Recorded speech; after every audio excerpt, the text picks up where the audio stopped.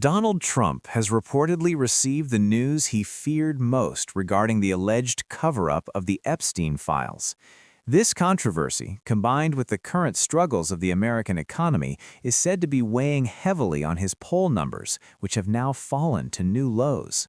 At the same time, new claims suggest that Trump may still be withholding as much as 98% of the Epstein-related documents. This is despite the release of roughly 3 million files in recent weeks, and even after members of United States Congress were granted access to copies that were described as unredacted, yet still contained redactions. According to these reports, there could be tens of millions more documents, possibly 50 to 100 million, that remain undisclosed. Critics argue this would align with the alleged scale and reach of Jeffrey Epstein's trafficking network, which they claim is still being shielded from full public exposure.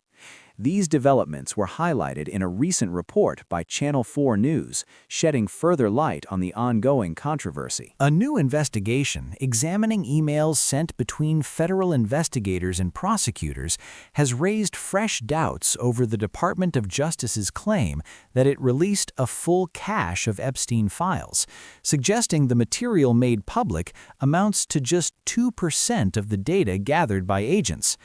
Channel 4 News from the UK goes on to say that federal investigators expected to process between 20 and 40 terabytes of data seized from Epstein's properties, including his Florida mansion, New York townhouse, and private island. Note that the feds did not even go to the area where some of the most despicable conduct was taking place, which was the New Mexico ranch, the Zorro Ranch. The broadcaster added that the emails between investigators discussing the data totaled up to 50 terabytes from the earliest stages of the investigation as of June 2020. To me, that suggests we could be looking at as many as 100 million documents, folks. Now let's shift to Donald Trump's approval ratings, which are reportedly falling sharply right now. His poll numbers are crashing, reflecting growing public concern over the controversies surrounding him, as well as broader economic frustrations. Here's how it was described just moments ago by political analyst Harry Enton. Let's go ahead and play this clip. Through and through. Let's take a look at another president, though. President Donald John Trump. Look at this. I got 4 numbers across for you on this screen here. They are all second-term lows for the given pollster. What are we talking about? AP New York, 26 points below water. NBC, 22 points below water. Yahoo YouGov, 20 points below water. Quinnipiac, 19 points below water. So we're ranging from negative 19 points all the way to negative 26 points. You know, Kate, there's this question that folks keep asking, where is the floor for Donald Trump? And I'm not sure there is a floor, because if there is one, Donald Trump, at least in term number 2, has just fallen through it to another low level. How does this compare with his first term, and how does this compare with Joe Biden? Okay, so we look at these numbers right here. One of the things that Donald Trump had been arguing, his proponents have been arguing, you know what, he's doing better than he was doing in term number 1.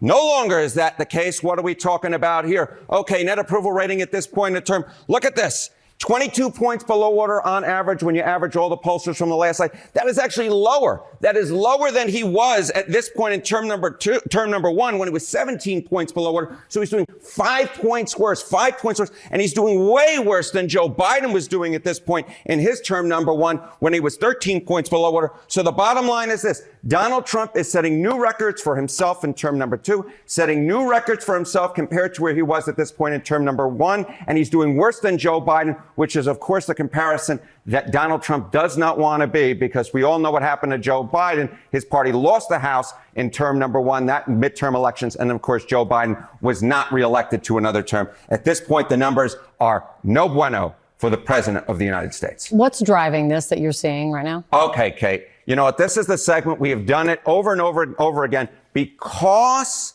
he keeps setting new lows for himself. What are we talking about? Well, we're talking about independence. We're talking about independence. When you lose the center of the electorate, you lose the American people. Trump's net approval rating among independents, at this point, you go back term number 1, he was 17 points below water. Now, according to Quinnipiac, he is 27 points below water.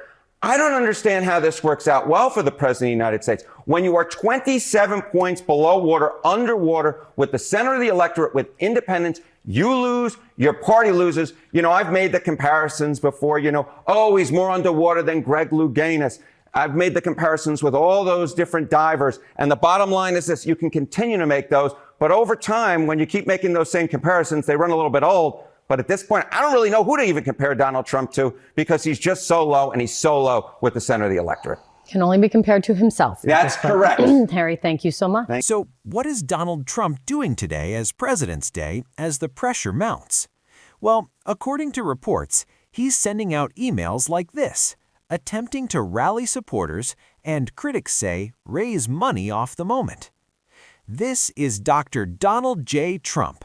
I've come to save the day. Read the memo.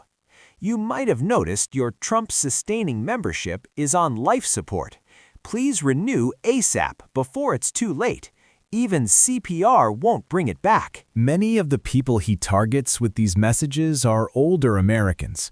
Critics have even gone so far as to describe his email fundraising tactics as a form of elder abuse. They argue that when Donald Trump sends messages framed in dramatic terms, for example, portraying supporters as being on life support and positioning himself as the one who can save them if they donate, it's designed to emotionally pressure a particularly vulnerable audience.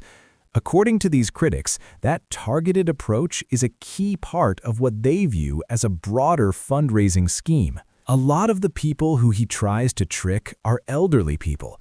I've called his email schemes elder abuse before.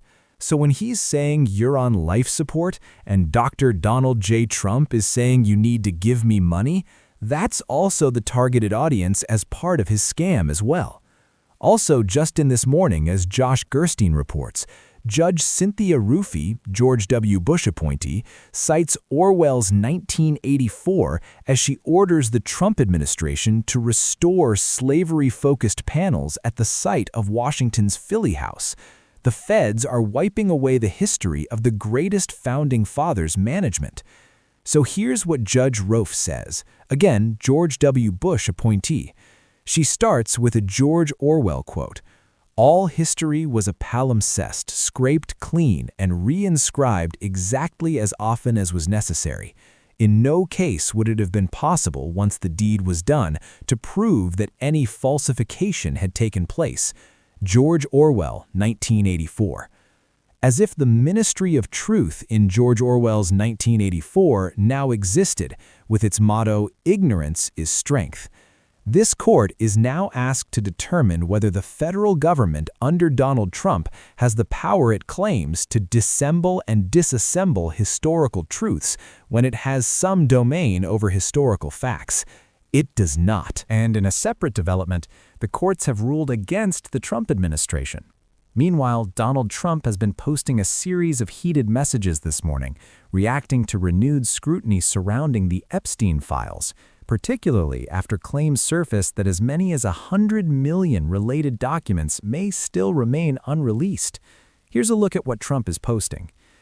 I'm opposed to the future boondoggle known as Gateway in New York, New Jersey, because it will cost many billions of dollars, more than projected or anticipated, much like Gavin Newsom's railroad to nowhere, which is many times over budget. It's a disaster. Gateway will likewise be financially catastrophic for the region unless hard work and proper planning is done now to avoid insurmountable future cost overrun. Please let this statement represent the fact that under no circumstance will the federal government be responsible for any cost overruns, not $1. The federal government's willing to meet, however, to make sure that this does not happen. Also, the naming of Penn Station, I love Pennsylvania, but it is a direct competitor to New York, and eating New York's lunch to Trump Station was brought up by certain politicians and construction union heads, not me. It's just more fake news. Remember, Donald Trump has been withholding federal funding for the Gateway Project, a critical infrastructure effort that leaders and commuters across New York, New Jersey, and Connecticut say is urgently needed. Local officials and residents have been asking, "We need this project. What are you doing?" But critics say Trump has been more focused on personal recognition, joking that he wants the project named after him. And what's especially notable about Trump's reaction this morning is that it comes alongside a major court development, a significant case out of Philadelphia where a judge originally appointed by George W. Bush ruled against him. Now you're seeing Trump publicly lashing out, particularly targeting Pennsylvania in his complaints. And taken all together, the court setbacks, the funding disputes, the document controversies, and the falling poll numbers, it paints a picture of mounting legal and political pressure that is clearly weighing heavily on him.